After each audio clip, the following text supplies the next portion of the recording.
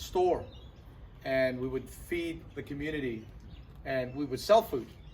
But oftentimes, a lot of people that didn't have food, so they just, I remember as a kid, we'd serving them up, and we'd giving this food away, and we said, we'll just put it on the tab.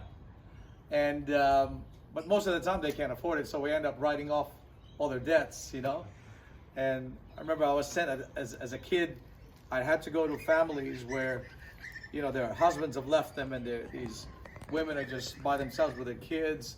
The floor is made of dirt, and they're living in a shoebox. And that's the place I grew up in. And I'd be knocking on the door and saying, you owe money, from the food that you purchased last week and you haven't paid yet. And I remember as a kid, my heart just breaks because I just knew they couldn't afford it. And in 1982, we moved to Australia. And I remember my mom saying, all of you that owed us money, we're going to write off all your debts. You don't owe us anything anymore. And that really spoke to me as a young man. I had just given my heart to Jesus at that time, and spoke to me that real love is not about, what people do for you, or not just about words, but it's about what you do for people. Yeah. That real love is about writing off people's debts. It's about saying to people, you don't owe me anything.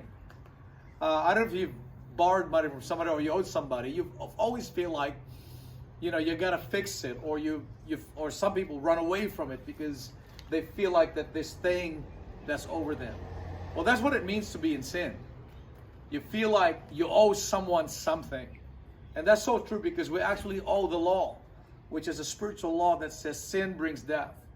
And when Adam and Eve fell into sin in the Garden of Eden, humanity owed God this thing, this sin. But the only way that you and I could actually be free of the debt is for someone else to pay for it. And that's what God did by sending Jesus. And He paid for our debt. So we don't have to pay God for that because Jesus wrote off our debts. And I remember that so clearly because when I saw all these people come to our house at the age of about 14, I saw all these people and they could never afford their debts. And the looks in their faces when Mom says, you owe me nothing. And the relief on their faces so that they can start their life again. And that's what it means when you have no debts, you can start again. And I'm here to just share with you how Jesus died for you so that you can start your life again.